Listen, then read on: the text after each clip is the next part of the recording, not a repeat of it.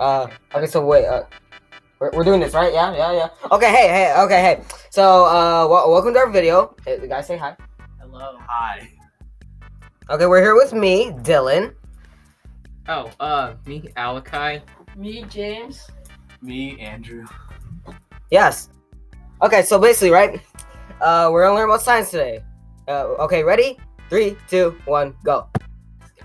It's me, Alakai again. Yay. Today we're gonna be talking about basic stuff like the Earth and the Sun and all that other good stuff. So the first thing we're gonna be talking about is the Earth and how it rotates. And if you didn't know this already, Earth it spins around this line, which we call axis. The axis right there. It's tilted like 23.5-ish degrees. So that ends up with us spinning in circles. And it takes roughly 24 hours for us to spin in a full circle. And yeah, so basically that's what causes day and night, because light here and light not there. So, the moon, it also does the exact same thing for us. Except this time, it circles us, like in a whole circle, like that. And we call that revolution, or one revolution, or revolving. The moon revolves us, while we revolve the sun. And meanwhile, all of this is happening, we still spin around the axis, which is that line right there. And the moon spins around us, which we call revolving, and it also rotates on its own axis. So while we do all of this, we also go all around the sun, which to get from here to there is about 365 days, and which is a year. So now stars. You may have learned a little bit about this, but we're just gonna talk about a few stuff. So sometimes in seasons, you've heard seasonal stars. We were talking about stars, right? So, seasonal stars, they are special types of stars where you can see them during winter, but not in summer. Why is that? Okay, so over here, we can see these stars during daytime because it's winter. But when we get all the way over here, we revolve around the sun and we go over here. And we can only see these stars because if we look the other way, we can't see the stars because it's daytime. And you can only see these. You can't see the other stars when it's winter because it's daytime when you look that direction. But what about that star right there?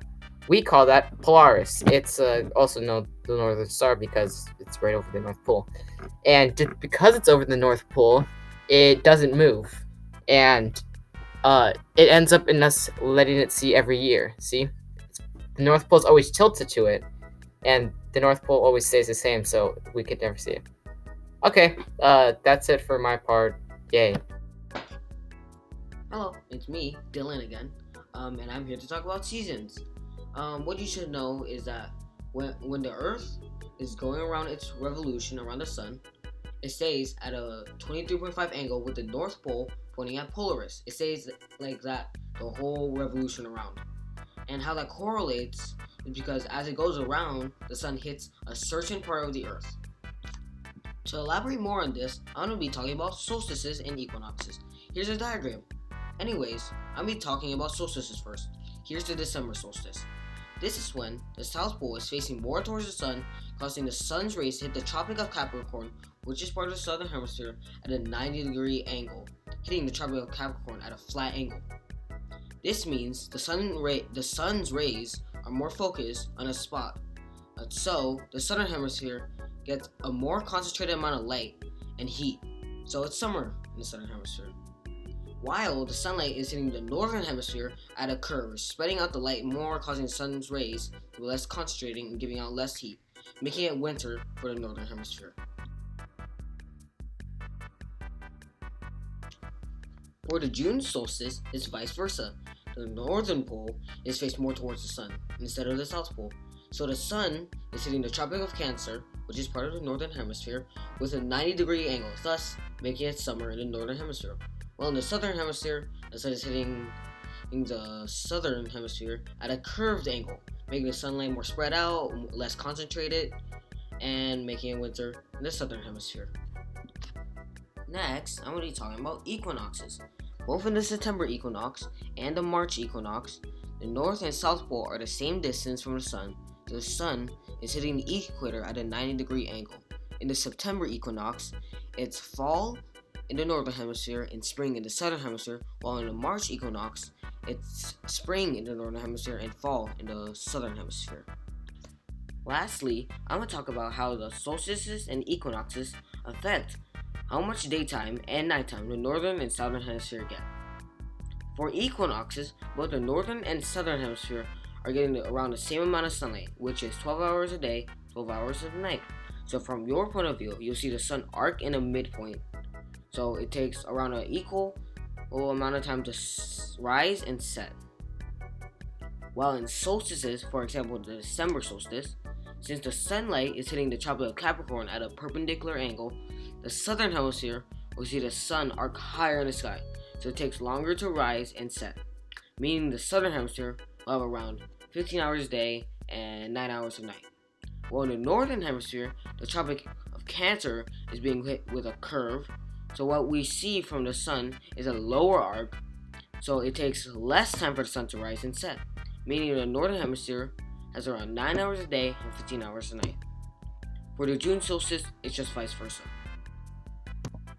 Okay, that's it for my part. Next is James. He's going to be talking about moon's phases. James, you're up. Thank you, Dylan. As you may know, the moon goes through several phases. You probably know some of them, like the full moon, the crescent moon, the half moon. But why do they go through phases? It all has to do with the sun hitting the moon and the earth. Okay, let's start with the basics. The moon takes roughly 28 to 29 days to revolve around the sun. Only one side of the moon is visible from Earth because the moon rotates on its axis, just like the Earth, at the same rate that the moon orbits the Earth. So that's why we always see one side of the moon. Okay, now into the phases. Have you ever looked in the sky at night, and wonder why the moon is illuminating the Earth? Well, the moon does not actually give off its own light, does not produce its own light. The moon just reflects sunlight onto Earth. Like the sunlight hits the moon and it reflects it back to Earth, which is why we can see it at night. Okay, so we see the phases of the moon because half of the moon is always lit by the sun. No matter what, there's always going to be half of the moon lit by the sun. And it always faces the sun. All through its revolution, the sun is shining at the moon. Half of it is lit by the sun. Finally, we're going to do the phases. Okay, the phases occur because the side of the moon that is not illuminated. Okay, but this is not all. Do you see how the right side of the moon grows? This is because the moon is completing its orbit around the Earth. So we see more and more until the illuminated side is slowly starting to become visible, like this. This continues till we have the quarter moon, where the right side of the moon is lit and the other is in darkness, like that.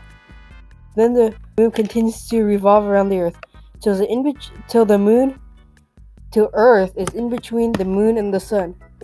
That way we can see the moon, the entire moon, because since half of the moon is always faced towards the sun, and we're in the middle, we can see the moon. Okay, now the moon slowly shrinks back into the third quarter. The left side of the moon is lit and the other is not. Okay, so then it starts to get even smaller into the crescent like that. These are called the waning crescent. And then the moon becomes no longer visible. This is when the moon is in between the Earth and the sun. And that's when the moon... edit this part out. Okay, so the moon is in between, and since, remember the sun is always lighting up half of the moon. So the side that the sun lights up on the moon is facing to the sun. So therefore we cannot see it because the moon is in the middle of the sun and us. So we can't see the side of the moon that's lit because the side of the moon is facing the sun. So in the summary, the moon's phases grow and shrink. To us, it looks like that to us, but really, it's just the lit half of the moon, towards the sun, and the moon revolving around us. Okay, now we're going to learn about eclipses. As we all know, the moon revolves around the Earth, but did you know that the moon's orbital plane is tilted with respect to Earth's orbital plane? Yes, it's true, and that's why we have eclipses. There are two types of eclipses, solar and lunar eclipses. Solar eclipses happen when the moon covers the sun from the Earth's perspective. The sunlight that travels to Earth is suddenly blocked, which would cause the Earth's sky to darken or get darker because the moon's umbra, which is the darkest part of the shadow, and the penumbra, the lighter part of the shadow. A lunar eclipse occurs when the Earth blocks the sun's light from hitting the moon. During a lunar eclipse, the Earth's shadow covers the moon, which would cause the moon to look reddish and pinkish from our perspective. The size and distance of the moon, Earth, and the sun play a key role in how the eclipses look like from our perspective from Earth. Because the sun is so far away from the Earth than the moon is from the Earth, the moon was able to block the sun for us. If the sun was closer than it is now, we wouldn't have solar eclipses.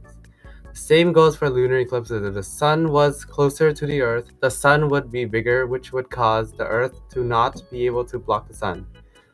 Also, the same goes for the size of the moon was smaller than it is now, like it isn't small enough, the moon wouldn't be able to block the sun for us, which would mean no solar eclipses. We still need to talk about one more thing, the moon's tilted orbital plane.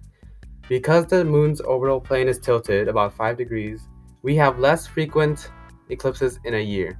And we also need to remember that when the moon is revolutionizing around the Earth is also revolutionizing around the sun, making the positions of where the moon is supposed to be in order for eclipses to happen move, which cause the frequency of eclipses happening throughout the year more rare. Okay, that's it for the video, I think. Bye. Bye. If we were gaming and you were not, we are gaming gamers and you ain't.